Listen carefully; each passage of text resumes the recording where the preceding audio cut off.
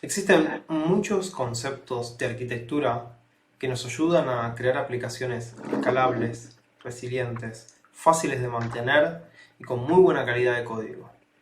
A medida que las aplicaciones se vuelven cada vez más grandes, los equipos crecen, aparecen nuevas bibliotecas, nuevas funcionalidades, cambian los sistemas operativos, nuestro software también cambia y necesita adoptar las mejores prácticas para que implementar esos cambios sea sencillo, fácil y sin errores.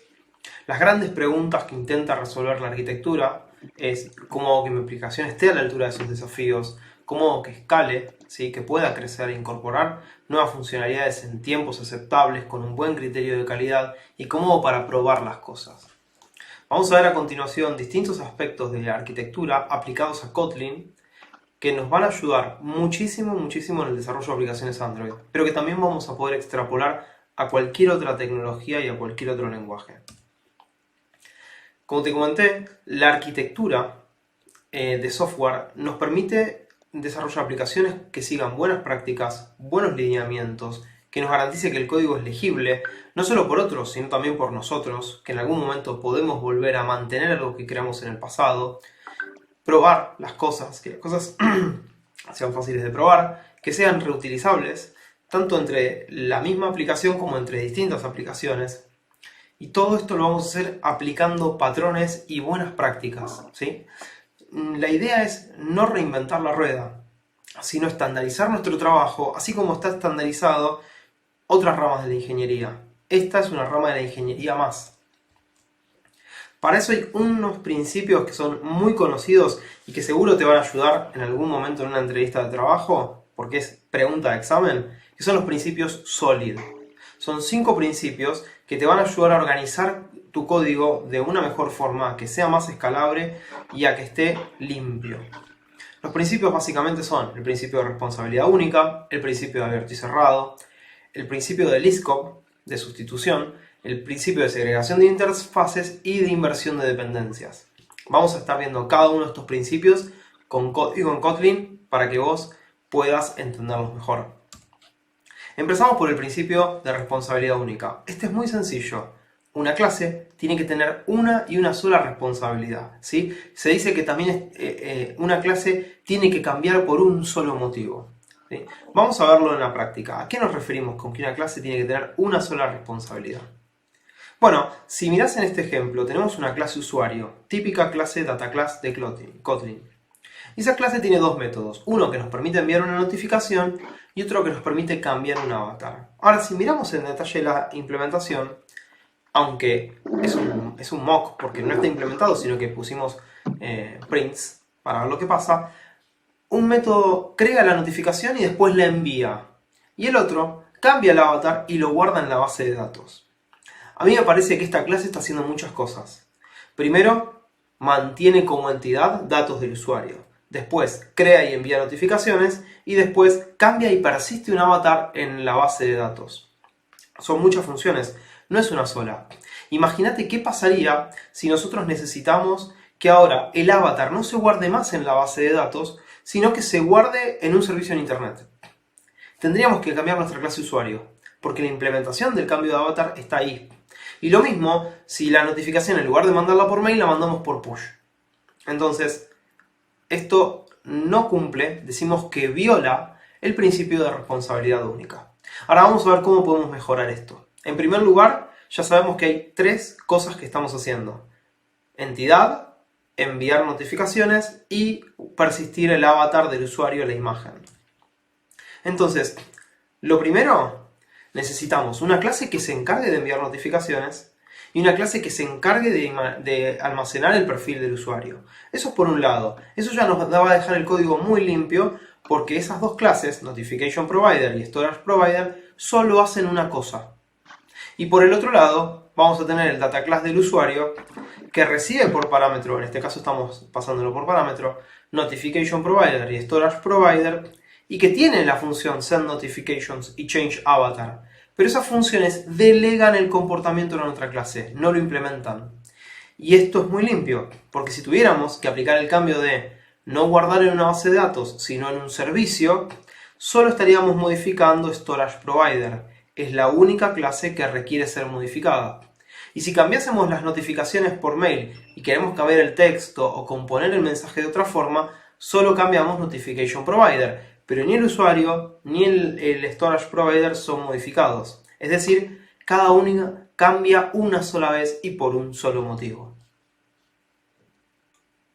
Otro principio muy importante es el principio de abierto y cerrado, que nos dice que las entidades de software tienen que estar abiertas a la extensión, pero cerradas a su modificación. Vamos a ver bien qué significa esto. Supongamos que tenemos dos clases, una clase cuadrado y una clase círculo. La clase cuadrado se define por las dos propiedades ancho y alto, y la clase círculo por el radio. Ahora, nos gustaría tener una función que, dado una lista de figuras, nos calcule el área total que ocupan todas esas figuras, ¿sí? Y eso lo tenemos a la derecha. Tenemos una clase área y una función área que recibe una lista de cualquier tipo y devuelve un double, o sea, devuelve el área total con precisión decimal. Entonces lo que estamos haciendo aquí es, por cada una de las figuras de esa lista, si esa figura es del tipo cuadrado, calculamos el área haciendo que el área total es igual a el área total más esta nueva área que se produce por la multiplicación del ancho por el alto. Lo mismo en el caso del círculo. Si es un círculo, esa figura, hacemos la suma al área total de 2pi por radio. Ahora bien, pensemos un poco, ¿por qué esto es una mala implementación? ¿Qué pasaría si nosotros quisiéramos agregar un polígono, otro tipo de figura, ¿sí? Por ejemplo, un hexágono. Crearíamos nuestro data class hexágono con sus propiedades y después tendríamos que ir a la clase área y dentro de este for preguntar si el cuerpo es del tipo hexágono, calculamos su área y si lo sumamos al área total. Eso implicaría que nuestra clase área va a depender mucho de qué figuras tenemos definidas nosotros en nuestro código. Y eso no está tan bien, porque empecemos a pensar, cada nueva figura que agreguemos va a implicar que esta clase área tiene que modificarse, se tiene que probar, y eso no pareciera muy mantenible. ¿Cuál es la alternativa? Bien, la alternativa es, definamos una interfaz, llamémosla shape, forma, que describa un método área, un método que al llamarlo nos devuelva el área, y que cada data class, cada figura, sea responsable de saber cómo se calcula el área en base a sus propiedades. Entonces, en este caso tenemos las mismas dos figuras, y ahora tenemos nuestra clase área, que en lugar de recibir una lista de cualquier cosa, recibe una lista de shape. Y lo que hace es, itera por cada una de esas formas, y el área total es la suma del área de cada parte. Pero ahora el cálculo ya no depende más de área. El cálculo ahora depende de lo que cada objeto dice que es su área. Por lo tanto, si queremos agregar una tercera figura, tenemos que crear el data class con sus propiedades y esa figura implementar shape y definir la función área. Entonces, ya la clase área no necesita ningún tipo de modificación. Podemos agregar tantas formas como querramos, porque la clase área trabaja de una forma genérica. Decimos que esto está abierto a la extensión, pero cerrado a la modificación. Área está cerrada, no podemos cambiar su implementación y no lo necesitamos. Bien, el siguiente principio es el principio de sustitución de Liskov, ideado por Barbara Liskov. Barbara Liskov es una científica norteamericana de la computación que lo que planteó es que una clase derivada, ¿sí?, tiene que ser reemplazable por su clase padre. En otra forma, cualquier objeto debería ser reemplazable por instancias de su subtipo sin que esto altere el correcto funcionamiento del programa, y esta es la parte clave, sin alterar el correcto funcionamiento del programa. Ahora, vamos a hablar de un ejemplo práctico que es donde seguro lo vamos a poder entender. Imaginemos que tenemos un vehículo como clase abstracta, ¿sí? Esa clase abstracta plantea 4 métodos: iniciar y detener el motor, moverse y estacionar. Un auto es un vehículo, por definición. Entonces un auto podría heredar de vehículo e implementar esos 4 métodos. Incluso una bicicleta es un vehículo, ¿sí? Y podría implementar los 4 métodos, pero acá ya tenemos un problema. ¿Podría una bicicleta implementar iniciar y detener un motor? Imaginemos el caso de una bicicleta convencional, no eléctrica. Suena raro porque una bicicleta convencional no tiene motor. Y entonces, ¿qué implica que yo a una instancia de bicicleta invoque al método iniciar motor o detener motor? ¿Debería no pasar nada? ¿Debería darme un error porque una bicicleta no puede iniciar o detener su motor? En cualquiera de los dos casos, esto ensucia nuestro código. Está introduciendo métodos que debemos implementar que, ya sea que queden vacíos sin implementación o que lancen un error, son innecesarios. No los tenemos que tener. Entonces, rompe un principio de sustitución. Porque yo no puedo sustituir a bike por cualquiera de los padres o cualquier otra instancia de vehículo. No puedo hacerlo. Es imposible. Bike no tiene ni encendido ni detención de motor. ¿Cómo podemos arreglar esto? Bueno, utilizando este principio lo que podemos hacer es definir una clase vehículo que tenga la mínima y común cantidad de funciones, moverse y estacionar. Yo puedo moverme en una bicicleta y en un auto y también puedo estacionar con ellos. Y podemos definir una clase vehículo con motor que hereda de vehículo, ¿sí? Por lo tanto, cualquier vehículo con motor también es vehículo. Se va a mover y se va a detener, pero además le vamos a permitir tener dos métodos más, que es iniciar y detener motor. Entonces, un auto va a ser una clase concreta que herede de vehículo con motor, por lo tanto también va a ser un vehículo, y que va a implementar estos cuatro métodos. Lo puede hacer a la perfección. Y una bicicleta va a heredar de vehículo. Entonces, si esto lo que quiero lograr con esto es que tanto bicicleta como motor tienen los mínimos métodos que pueden implementar, no tengo métodos de más, no tengo por qué lanzar un error en la implementación de un método que mi objeto no lo soporta, y puedo cumplir el principio porque puedo sustituir una instancia de bike por cualquier otro vehículo. Ese vehículo, o en esa sustitución, voy a poder moverme y detenerme. No importa incluso si es un vehículo con motor, ¿sí? Pero voy a poder hacer la sustitución sin ningún problema porque no voy a tener ningún método que me esté sobrando o que necesite lanzar un error o que rompa, ¿sí?, con el buen funcionamiento de mi programa. El cuarto principio es el principio de segregación de interfaces. Es un principio muy particular porque incluso puede aplicar a lenguajes no orientados a objetos donde existan el concepto de interfaces. Básicamente lo que dice es que los clientes no deben depender ni implementar interfaces que no usan. Es decir, mis interfaces tienen que ser lo más pequeñas posibles, ¿sí? Y es preferible tener muchas pequeñas a una sola y muy grande. Vamos a ver esto en código. Imaginemos que nosotros tenemos una interfaz animal. Por definición, nosotros decimos que un animal puede comer, dormir y volar.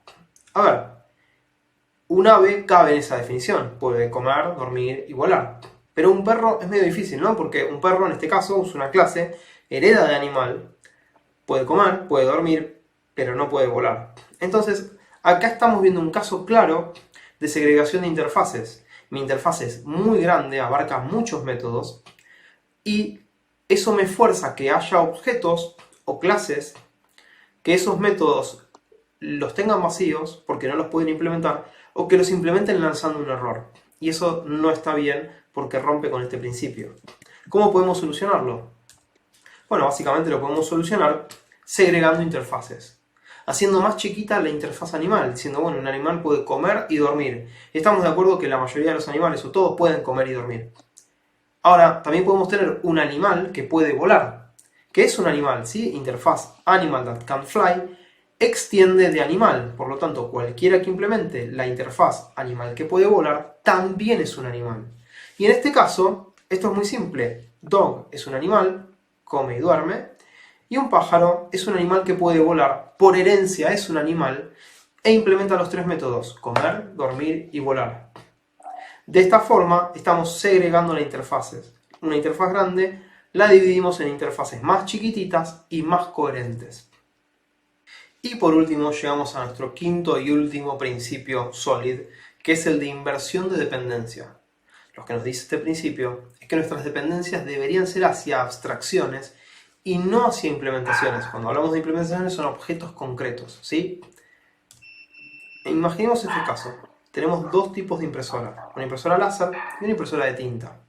Las dos implementan un método print, ¿sí? Que en caso uno hará su impresión láser y el otro de tinta sin ningún tipo de problema. Ahora, cuando vamos a utilizar las instancias de estas dos clases, impresora láser e impresora de tinta, nosotros construiríamos un objeto impresora láser, llamaríamos al método print y luego podríamos instanciar un método inkjet printer, o sea, impresora de tinta, y llamar a su método print. En este código que tenemos a la derecha, lo que está sucediendo es que nosotros estamos dependiendo de tipos concretos, no de abstracciones. Es decir, yo no puedo intercambiar impresora láser por impresora de tinta, por más que ambas sean impresoras, porque estoy dependiendo de tipos concretos. Ahora, si yo invierto la dependencia y en lugar de depender de tipos concretos, dependo de abstracciones, pasa lo que vemos a continuación. Definimos una interfaz printer y esa interfaz es implementada por los dos tipos de impresoras. Entonces, en mi código, yo podría tener una lista de impresoras que se definió en cualquier tipo, en cualquier lugar, en cualquier momento. En este caso puntual, quiero que observemos esto.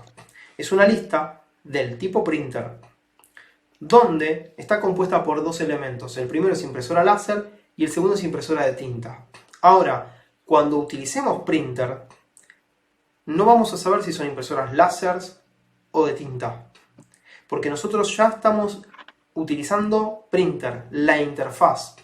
Nos olvidamos del tipo concreto y empezamos a depender. Este fragmento de código que tenemos aquí depende de una abstracción, sin importar el tipo de impresora. Miremos en esta línea donde dice printers for each y entre llaves dice IT. IT es del tipo printer, es un tipo genérico.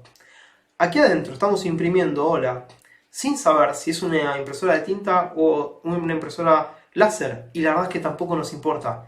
Para el caso, esto funciona muy bien y nos permite, por ejemplo, crear un tercer tipo de impresora, como por ejemplo podría ser una impresora matricial, e incorporarlo a nuestra lista de impresoras, y este bucle for haría la impresión sin ningún problema, porque no depende de un tipo concreto, depende de una abstracción.